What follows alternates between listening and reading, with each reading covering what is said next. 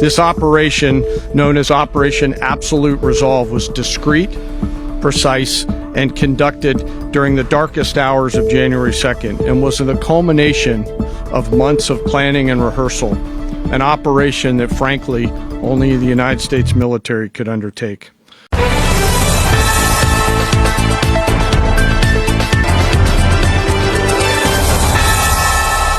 ራይስትል እንዴት ናችሁ? ባላችሁበት ሁሉ ሰላምታችን ይድረሳችሁ ብለናል። የሳቱ መረጃዎቻችን ይዘን ቀርበናል። አባይት ነጥቦች በማስቀደም እንጀምራለን። ዓለምን ያስገረመውና ያስደነቀው የአሜሪካ ኦፕሬሽንና ቀጣይ ቬንዙዌላን ማን ሊመራት ይችላል ሲሉ ዶናልድ ትራምፕ መግለጫ ሰጥተዋል። በሰፊው እንመለከታለን። በሌላኛው መረጃችን ደግሞ ካማላ ሃሪስ በቬንዙዌላ ላይ ስለተፈጸመው ጥቃት የትራምፕ ድርጊት ህገወጥና ግዴለሽነት የተሞላበት ነው አሉ።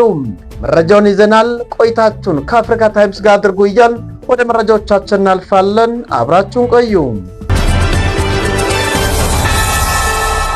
የቀዳሚ መረጃችን ስንሻገር ዓለምን ያስገረመና ያስደነቀው የአሜሪካ ኦፕሬሽንና ቀጣይ ቬንዙዌላ ማን ሊመራት ይችላል ሲሉ ዶናልድ ትራምፕ መግለጫ ሰጥተዋል።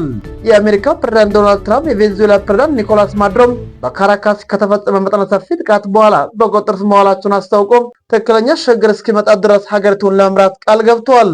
የቬንዙዌላ ግራ ዘመም መሪና ቀዳሚ እመቤት በመኖሪያ ቤታቸው ሳሉ ነው ታይዞ ወደ ኒውዮርክ የወጡት። ከተወሰዱ በኋላ ብሩክሊን የሚገኝ እስር ቤት መግባታቸው ታውቋል። የአሜሪካ መገናኛ ብዙሃን እንደዘገቡት ማዱሮ ቅዳሜ ከመጡ በኋላ ኒውዮርክ በሚገኘው የአሜሪካ እጽ ዝውውር ቢሮ በእጽ ዝውውር እና ጦር መሳሪያ በመያዝ ክስ ተመስርቶባቸዋል። ማዱሮ ከዚህ ቀደም የእጽ አዘዋዋሪ ቡድን ኃላፊ ናቸው መባላቸውን ማስተባበላቸው ይታወሳል። ማዱሮና ሚስታቸው ኒውዮርክ ፍርድ ቤት መቼም እንደሚቀርቡ አልተገለጸም።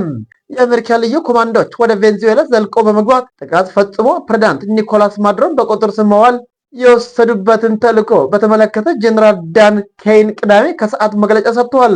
በጀነራሉ ገለጻ መሰረት የአየር፣ የምድር፣ የባህር እና የደህንነት መረጃ ባለሙያዎች የተልዕኮ እቅድ ሲያዘጋጁና ሲያቀዳጁ ሊያወራት ቆይተዋል። አርብ ምሽት 4:48 ላይ ፕሬዝዳንት ዶናልድ ትራምፕ ዘመቻውን እንዲካሄድ ትዕዛዝ አስተላለፉም። አርብ ምሽት 4:45 ላይ ፕሬዝዳንት ዶናልድ ትራምፕ ዘመቻው እንዲካሄድ ትዕዛዝ አስተላለፉም። በኋላ አብሶሉት ሪዞልቭ የሚል ስያሜ የተሰጠው ተልዕኮ በምዕራቡ ንፍቀ ክበብ ከሚገኙ የተለያዩ 20 የአሜሪካ ጦር ሰፈሮች 150 አውሮፕላኖች ወደ ቬንዙዌላ በማንቀሳቀስ ተጀመረ። ማዱሮን የመያዝ ዘመቻ እንዴት ተፈጸመ ሲባልም ተጠይቋል። የአሜሪካ ልዩ ኮማንዶዎች ወደ ቬንዙዌላ ዘልቆ በመግባት ጥቃት ፈጽሞ ፕሬዝዳንት ኒኮላስ ማዱሮን በቁጥጥር ስር በማዋል የወሰዱበትን ተልዕኮ በተመለከተ ጀነራል ዳን ኬይን ቅዳሜ ከሰዓት መግለጫ ሰጥተዋል። የምድር ኃይልና ሄሊኮፕተሮች ያካተተም ፕሬዝዳንቱን ነጥሎ የሚይዝ ኃይል ቅዳሜ ሌሊት 7 ሰዓት ላይ ፕሬዝዳንት ኒኮላስ ማዱሮና ሚስታቸው ወደሚኖሩበት ቅጥር ግቢ ያቀናም።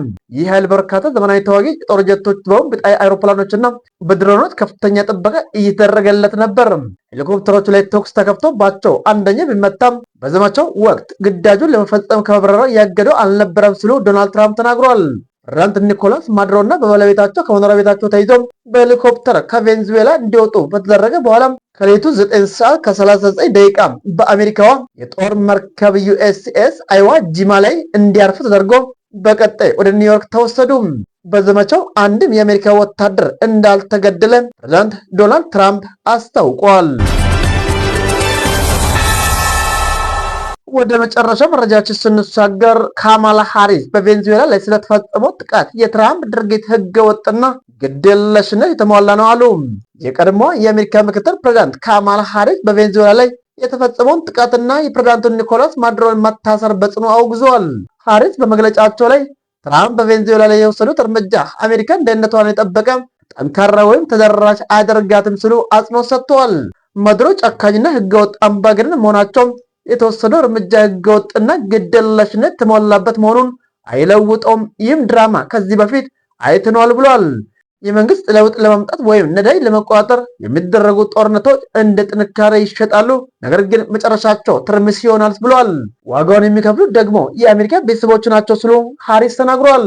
አክሎም የአሜሪካ ህዝብ በውሸት መሰላቸቱን ገልጿል። ይህ ስለ እጽ ወይም ስለ ዲሞክራሲ አይደለም፣ ስለ ነዳጅነት ትራምፕ በቀጠናው እና እንደ ኃይል መንግስት ለመታየት ካላቸው ፍላጎት የመነጨ ነው ብሏል። እነዚህ ነገሮች ግድ ብላቸው ኖሮ በእጽ ዝውውር ጥፋተኛ የተባሉትን ምህረት ባላደረጉላቸው ወይም ከማዱሮ ግብረ አበሮቹ ጋር ስምምነት ለመፍጠር ሲሉ የቬንዙዌላን ህጋዊ ተቃዋሚዎቹን ባላገለሉ ነበር። ፕሬዝዳንቱ ወታደሮቹን ለአደጋ እያጋለጡ በቢሊዮን የሚቆጠር ገንዘብ እያባከኑና ቀጠናውን እያናጉ ነው። ለዚህ ምንም አይነት ህጋዊ ስልጣን ለማውጫ እቅድ ወይም ለሀገር ውስጥ የሚጠቅም ፋይዳ የላቸውም ሲሉ ካማላ ሃሪስ ተናግረዋል።